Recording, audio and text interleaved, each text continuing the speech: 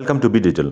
दोस्तों, आज की वीडियो में बात करेंगे प्राइवेट स्कूल फ्री एडमिशन के अंतर्गत आरटीई दिल्ली के अंतर्गत ईडब्ल्यूएस और डीजी के फॉर्म जो है स्टार्ट हो चुके हैं। तो सत्र 2022-23 में क्या नियम रहने वाले हैं, कौन कौन से डॉक्यूमेंट की आवश्यकता पड़ेगी, कुछ सवाल आपके मन में होंगे, उनके जवाब को हम ढूंढने की कोशिश करेंगे। यदि आप इस चैनल पर पहली बार आए तो चैनल को सब्सक्राइब करना भी ना भूलिएगा। दिल्ली में रहते हैं और आप चाहते हैं कि आरटीई के थ्रू आपके बच्चे का प्राइवेट स्कूल में एडमिशन हो, तो ये वीडियो आपके काफ़ी हेल्पफुल हो सकती है। ऑनलाइन फॉर्म को भरने के लिए आपको वेबसाइट पर आ जाना है edudel.nic.in। इसका लिंक आपको वीडियो डिस्क्रिप्शन में मिल जाएगा।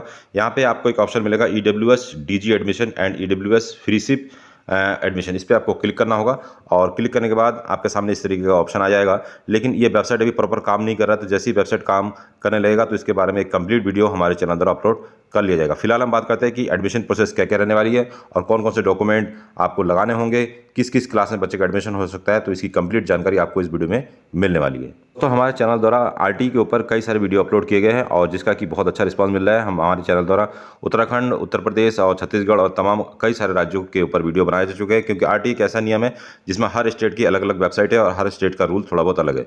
तो इस वीडियो में हम दिल्ली के ऊपर बात करेंगे। सबसे पहले प्रश्न नंबर 1 लेते हैं कि ईडब्ल्यूएस या डीजी कैटेगरी का क्या अर्थ है, क्योंकि जब आप फॉर्म भरने जाएंगे तो आपके सामने सबसे बड़ी समस्या ये आएगी कि आप कौन सी कैटेगरी का चूज करेंगे।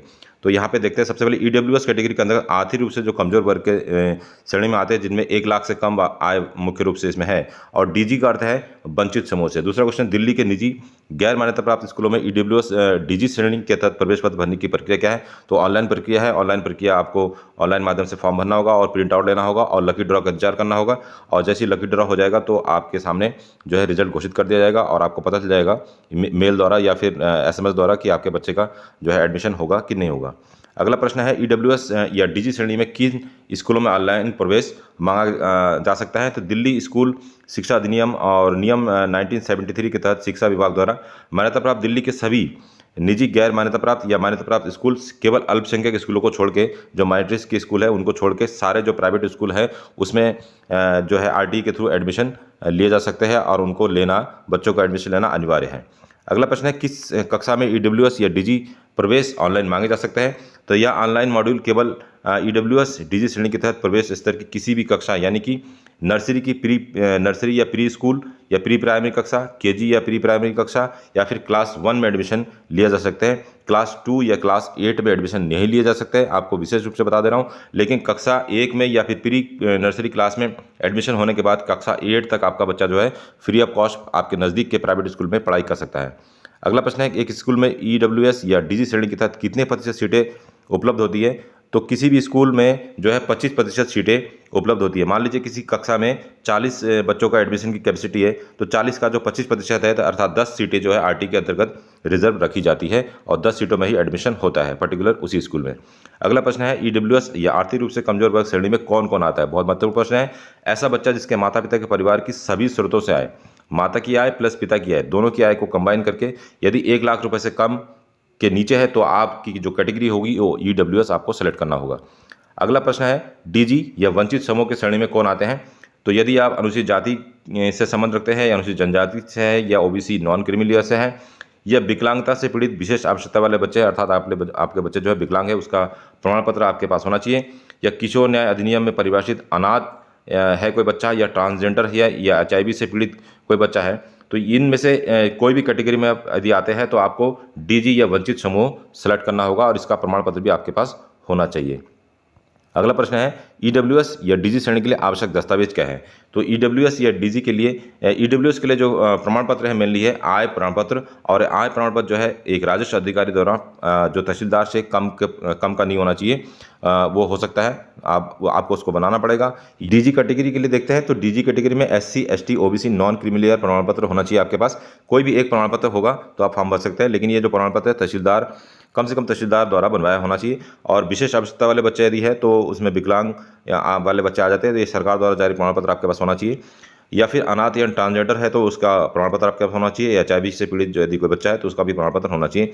तो मेनली जो है एससी, एसटी या ओबीसी के जो यदि अभिभावक है तो उनके पास इनका प्रमाण पत्र होना चाहिए अपने नाम से। यदि बच्चे के नाम से है तब भी आप फॉर्म भर सकते हैं, यदि अभिभावक के नाम से है तब भी आप फॉर्म को अप्लाई कर सकते हैं।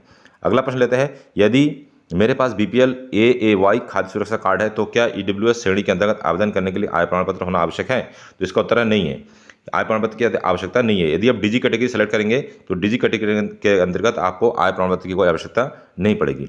अगला प्रश्न है, मेरे पास बीपीएल कार्ड है लेकिन बच्चे का नाम नहीं है, मतलब कि कार्ड में नाम नहीं है, क्या मैं ईडब्ल्यूएस श्रेणी के अंतर्गत आवेदन कर सकता हूं? तो इसका आंसर है हाँ, आप आवेदन कर सकते हैं। यदि बच्चे का नाम बीपीएल कार्ड में नहीं है तब भी आप आवेदन कर सकते हैं।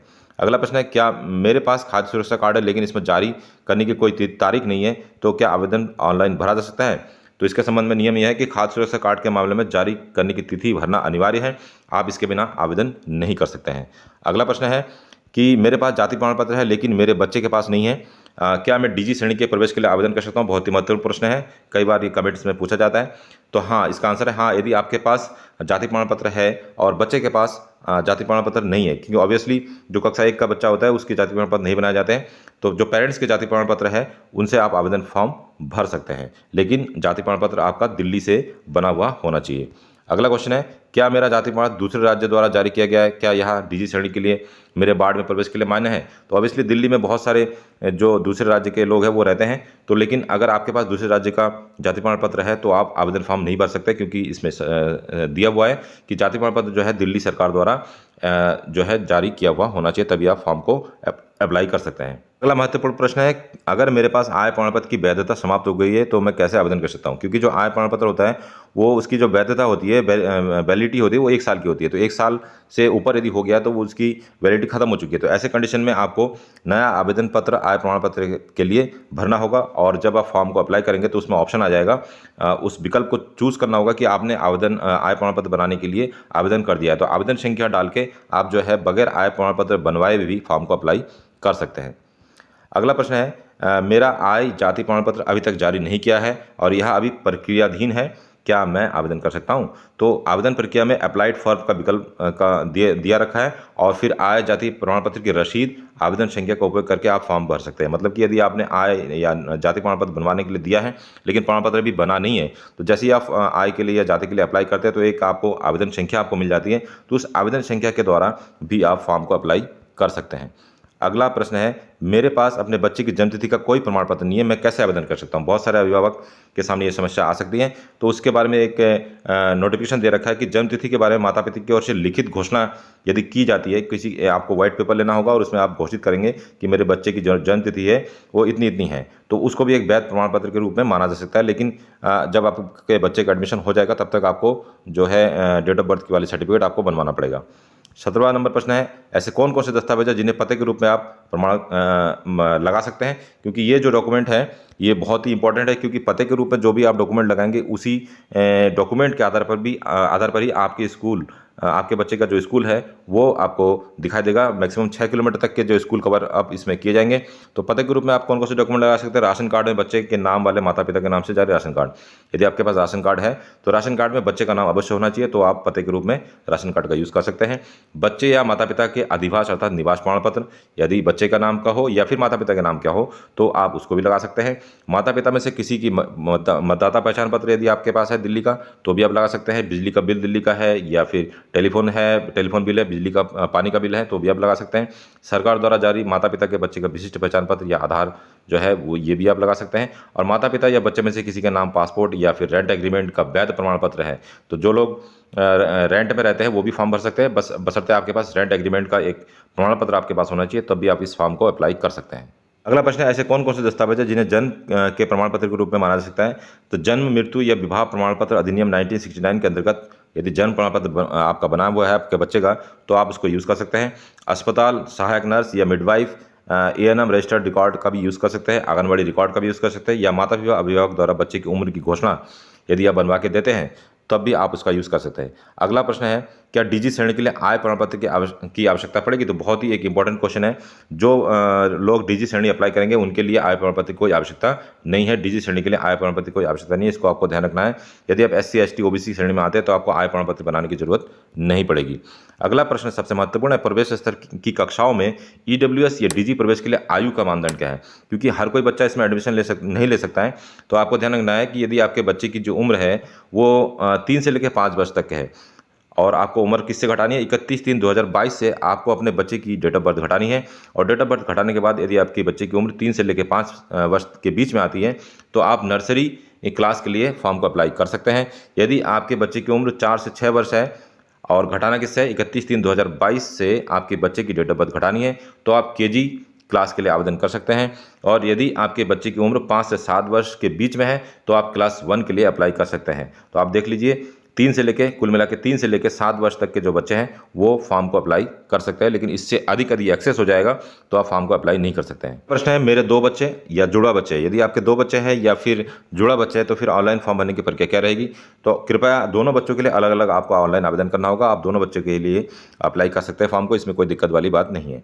अगला प्रश्न है, मुझे कैसे पता चलेगा कि मैंने किन स्कूलों में आवेदन किया है और क्या पंजीकरण के बाद मेरे स्कूलों का विकल्प होगा? तो इसका आंसर है, पंजीकरण के बाद आवेदक को आवेदन पत्र भरना होगा। आवेदन पत्र में आवेदकों की विभिन्न दूरी के स्कूलों का चयन करना होगा और उन्हें प्राथमिकता देनी है। एक बार फॉर्म पूरा करने और जमा करने के बाद आपको आवेदन द्वारा चुने गए स्कूलों सहित सभी सूचनाओं का विवरण स्क्रीन पर प्रदर्शित होगा और उसका आप प्रिंट आउट भी ले सकते हैं। तो आपको जो है स्कूल चूज़ करने का ऑप्शन मिलेगा। आप अपने नज़दीक के 6 किलोमीटर के रेंज में बहुत सारे स्कूल चूज़ कर सकते हैं और मैक्सिमम 6 किलोमीटर में आप 5 स्कूल चूज़ कर सकते हैं। अगला प्रश्न है, मैं उनके आवास से निकटतम निजी गैर मान्यता प्राप्त स्कूल को कैसे ढूंढ सकता हूं? मैं कितने स्कूलों का चयन कर सकता हूं? लॉगिन आईडी पंजीकरण करने के बाद पासवर्ड का उपयोग करते हुए एक स्क्रीन खुलता है जिसमें पंजीकरण फॉर्म भरे गए सभी विवरण दिखाई देते हैं। किसी को आवासीय पता भरना होगा और उसके बाद ड्रॉप डाउन सूची में अपने निवास के सही विधानसभा क्षेत्र, इलाके, उप क्षेत्र का चयन करना होगा और अपने निकट की जो स्कूल है उसको आपको चूज़ करना होगा। कुल मिला के जो आप एड्रेस डालेंगे और पिन कोड जो आप डालेंगे फॉर्म में, उसी के आधार पर आपको नज़दीक के स्कूल दिखाई देंगे और आपको उन स्कूलों में से चूज़ करना होगा। अगला प्रश्न है, क्या कोई ऑनलाइन आवेदन जमा करने के बाद जानकारी को बदल या संशोधित कर सकता है? तो इसका उत्तर है हाँ। यदि आपने फॉर्म भर दिया है और फॉर्म गलत भर दिया है तो आप उसको डिलीट कर सकते हैं। डिलीट करके आपको नया फॉर्म भरा जा सकता है। अगला प्रश्न है, आवेदन पत्र को सफलतापूर्वक जमा करने के बाद क्या मुझे अपने द्वारा चुने गए प्रत्येक स्कूल में जाकर आवेदन पत्र जमा करना होगा? तो इसका आंसर है कि आपको आवेदन पत्र ऑनलाइन भरने के बाद किसी भी स्कूल में जमा ऑनलाइन जो प्रिंट है उसका वो जमा करने की आवश्यकता नहीं है। आपको इंतजार करना होगा भविष्य के लिए। भविष्य में आपको जो है SMS द्वारा या फिर मेल द्वारा सूचित कर दिया जाएगा। यदि आपके बच्चे का सिलेक्शन हो जाता है, सिलेक्शन की प्रक्रिया आपकी लॉटरी रहेगी। लॉटरी के माध्यम से यदि आपके बच्चे का सिलेक्शन हो जाएगा तो आपको मेल द्वारा या फिर जो है SMS द्वारा सूचित कर दिया जाएगा, या खुद भी आप वेबसाइट से जाके चेकआउट कर सकते हैं। अगला प्रश्न है, दिल्ली के निजी गैर सरकारी प्राप्त स्कूलों में EWS DG बच्चों के प्रवेश ऑनलाइन कैसे आयोजित किए जाएंगे? तो ये जो ऑनलाइन प्रक्रिया रहेगी आपकी लॉटरी के माध्यम से रहेगी, क्योंकि मैंने आपको पहले ही बताया था कि 25% सीटें हर स्कूल में रहती है, क्लास 1 हो या KG हो। तो यदि मान लीजिए 40 सीटें हैं और 40 में से 10 सीटों में RT के अंतर्गत एडमिशन होगा, तो यदि वहाँ पे एक स्कूल में 100 बच्चों ने आवेदन किया है तो जाहिर सी बात है कि 100 में से 10 सीटें को 10 बच्चों को रखने के लिए लॉटरी सिस्टम का ऑर्गेनाइज किया जाएगा और लॉटरी में यदि आपके बच्चे का नाम आता है तब आपके बच्चे का RT के थ्रू एडमिशन हो जाएगा। ये था आज का वीडियो। इस वीडियो में हमने दिल्ली RT के संबंध में जितने भी महत्वपूर्ण जानकारी है उसको आपको शेयर करने की कोशिश की है। वीडियो यदि अच्छा लगा तो वीडियो को लाइक और चैनल को सब्सक्राइब करना ना भूलिए। और यदि आपको इस वीडियो के रिगार्डिंग और भी कोई जानकारी चाहिए तो आप हमें कमेंट कर सकते हैं, या फिर वीडियो को डिस्क्रिप्शन में आपको हमारे टेलीग्राम और व्हाट्सएप ग्रुप का लिंक प्रोवाइड हो जाएगा, जहाँ से भी आप हमें संपर्क कर सकते हैं। मिलते हैं अगले एक ऐसे इंटरेस्टिंग वीडियो में, तब तक के लिए अपना ध्यान रखिए। बाय बाय, जय हिंद।